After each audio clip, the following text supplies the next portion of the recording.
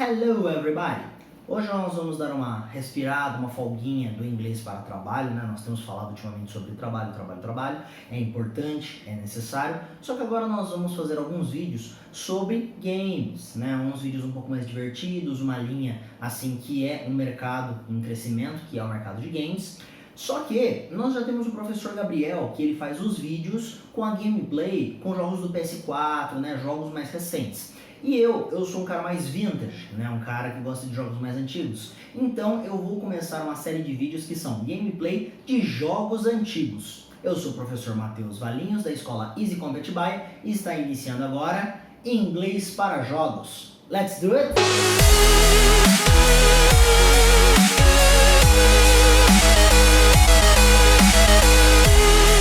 Muito bem, pessoal. Hoje eu vou começar uma nova linha de vídeos que é inglês para jogos, né? Como eu falei na abertura, antes da vinheta, vou falar um pouco de inglês para jogos e vou começar a fazer umas gameplays, tá? A ideia das gameplays, pessoal, é pegar alguns jogos mais clássicos, porém que tenham, assim, alguns textos em inglês. Então, por exemplo, jogos que tenham pouco texto, eu não vou ficar jogando o jogo inteiro, tá? Eu vou mostrar pedaços do jogo que tem textos. Então vai ter alguns cortes, tá? A intenção é a gente aprender a ler inglês. O que me chamou a atenção, um amigo meu, esses dias ele pegou um jogo comigo e me falou, nossa, tô com um pouco de dificuldade. Eu falei, nossa, eu sempre joguei esse jogo, adorei, qual a dificuldade, né? Você não tá sabendo jogar, qual o problema? Ele falou, não, eu não tô conseguindo traduzir o que tá escrito. E é um jogo com muito texto, um jogo com história, então você precisa entender a história para poder jogar. E foi que eu pensei, falei, rapaz, é verdade, né? A gente precisa também do inglês até para jogar, precisamos do inglês no nosso dia a dia, até para uma coisa simples como um jogo, né? Como um game, tá? Game, para quem não sabe, é jogo, beleza? Então, hoje eu vou começar falando algumas palavras um pouco técnicas, né? De jogos que nós utilizamos. Normalmente nós já estamos acostumados com essas palavras, tá? Porém, nem sempre nós sabemos o significado delas, beleza? E assim, pessoal, eu falei que eu não estaria mais falando nesses vídeos sobre inglês para trabalho, porém, gamer é um trabalho, tá? Lembrando, pessoal, não é ficar o dia inteiro dedicado jogando videogame e falar que isso é trabalho, tá? A profissão gamer, pessoal, tem algumas linhas, né? Tem algumas formas. Então, por exemplo, o professor Gabriel, ele é gamer, ele tem um canal do YouTube, tá? E ele ganha dinheiro nos vídeos dele através de anúncios, né? Através de propagandas do YouTube, beleza? Então, isso é uma profissão gamer, tá? Outra profissão gamer, pessoal, são alguns profissionais que eles fazem o quê? Eles trabalham com marcas, né? Então, por exemplo, uma marca específica de mouse, né? Quer lançar um produto novo no mercado. Então eles fazem o quê? Eles vão pegar alguns gamers e vão usar esses gamers para falar um pouco sobre esse novo mouse, né? São gamers assim, pessoas de respeito no mercado dos games, né? Pessoas que são muito acompanhadas, os seus canais costumam bombar, Instagram, Facebook, YouTube, bombam muito. E o que acontece? Essas marcas patrocinam esses gamers. Para quê? Para ele falar do produto.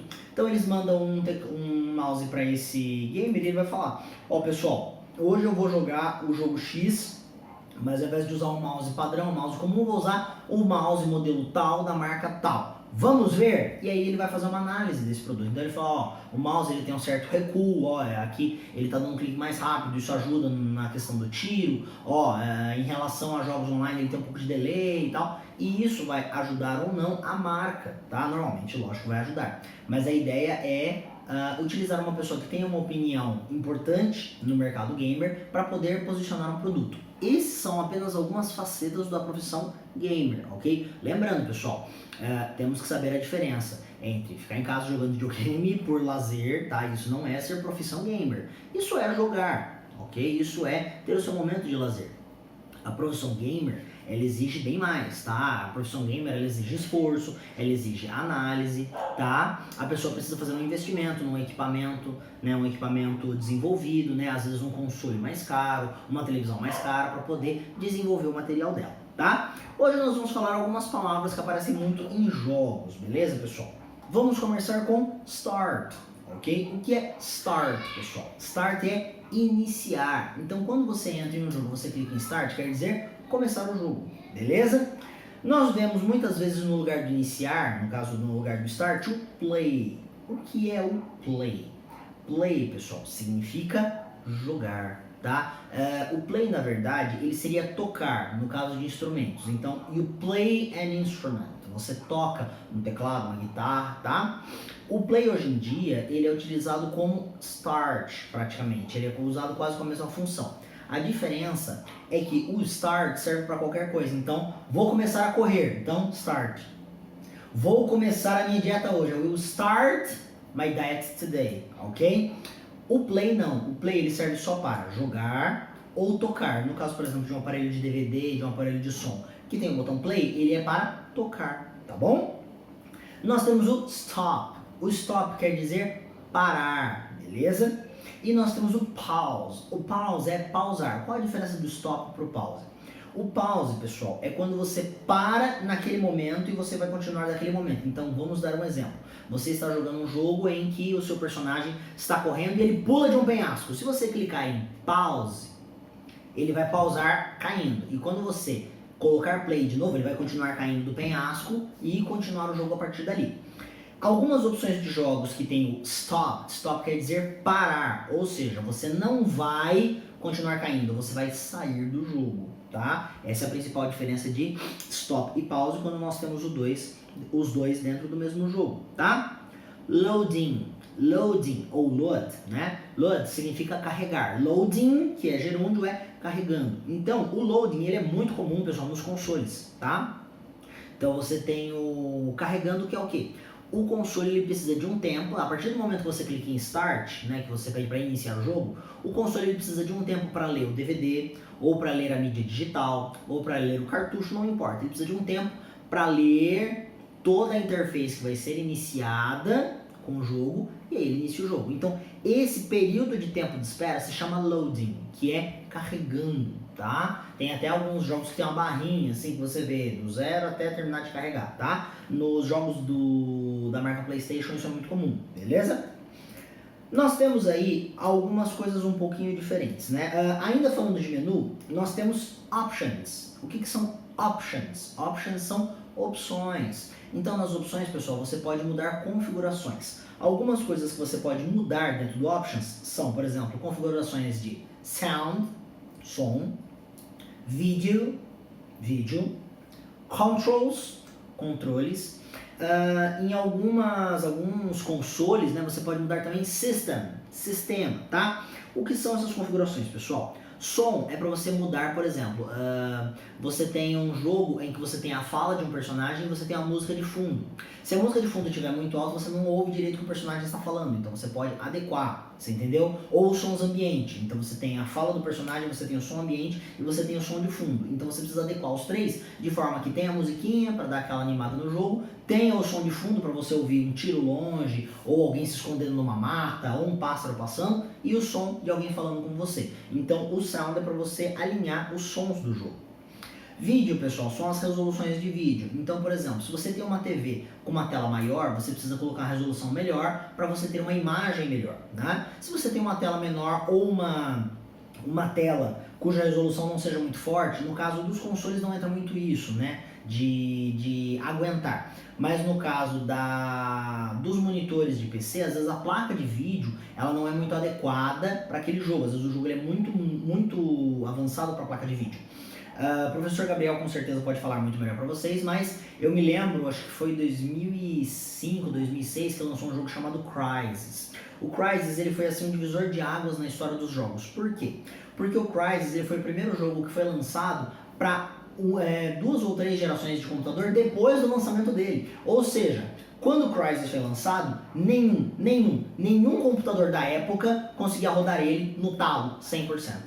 Você entendeu? E a ideia justamente era essa, era criar uma nova linha de jogos com uma resolução muito alta. Inclusive foi na época do Crysis que começou a bombar assim, em quantidade as placas de vídeo, né? Hoje em dia a placa de vídeo ela é praticamente o preço do próprio computador. Quando você vai comprar um computador, você vê o preço do computador sem a placa de vídeo, e você vai ver uma placa de vídeo, ela às vezes é o preço do computador, então você acaba pagando o dobro só por causa da placa de vídeo. Por quê? Porque as resoluções são altas.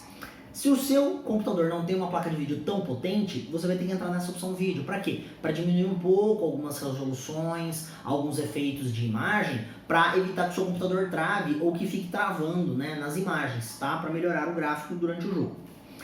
Controls, pessoal, é controle. Então o que acontece?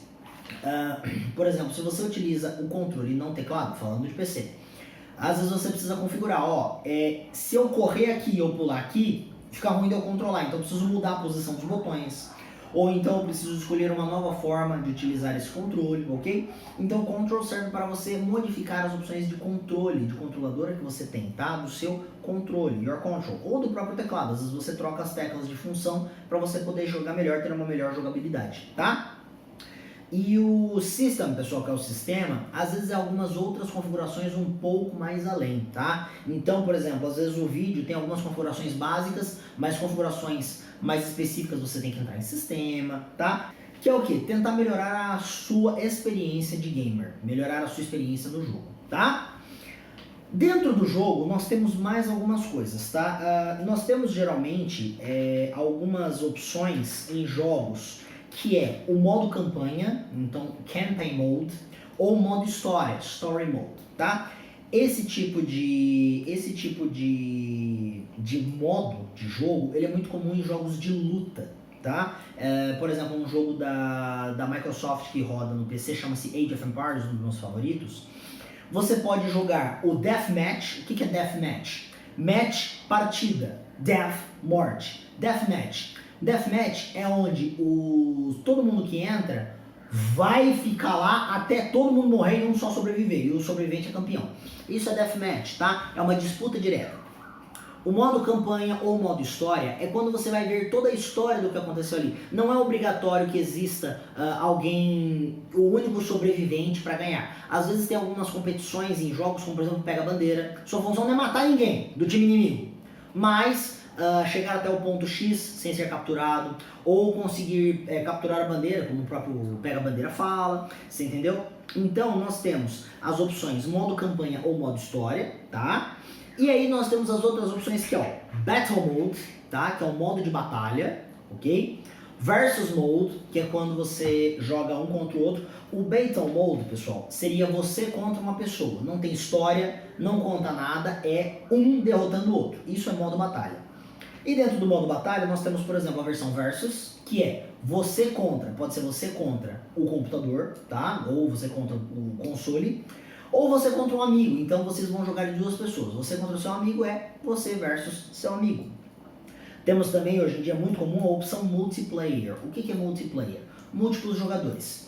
Multiplayer pode ser você e mais um amigo, você mais dois, você mais três, né? Então a maior parte dos consoles suporta até 4 jogadores e seria uma forma de multiplayer. Porém, o mais comum do multiplayer é o online, tá? Na internet. Então você vai entrar em uma sala dentro de um servidor, tá? E dentro dessa sala, para aquela campanha, para aquele jogo, para aquela batalha, você vai batalhar contra 15, 20, 30, 50, 100, 200 pessoas, tá? Esse é o modo multiplayer, ok? Multi seria, não é a tradução real, mas seria muitos, né? Multi é vários, tá? Player, jogador. Então multiplayer é vários jogadores, ok? Ou tem a opção single player, tá? Jogador único, que seria só você contra o computador, contra o console, contra todo mundo que está ali, que não é outros jogadores pessoas, mas sim jogadores fornecidos pelo computador. Ou você contra o próprio computador, contra a própria máquina. Beleza, pessoal? E por último nós temos em alguns jogos a opção Reload. O que é o Reload? Reload, pessoal, é quando você está em alguma campanha, tá? Que você fez alguma coisa que você fala, putz, cara, errei aqui, a partir daqui eu não consigo jogar mais. Era pra eu ter pego um item especial, não consegui pegar. Era pra eu ter entrado na porta X, não consegui, agora já passou esse pedaço. E eu quero refazer esse pedaço. Esse é Reload. O que é o Reload? Reload é quando você vai recarregar a partir de um Quick Save ou de um Save. O que é Quick Save Save? Save, salvar. Quick Save, salvamento rápido. O Quick Save e o Save são pontos em que você salva o jogo. Normalmente o Save significa que você salvou ali, se você desligar o computador, desligar o console, ligar de novo, vai continuar a partir dali.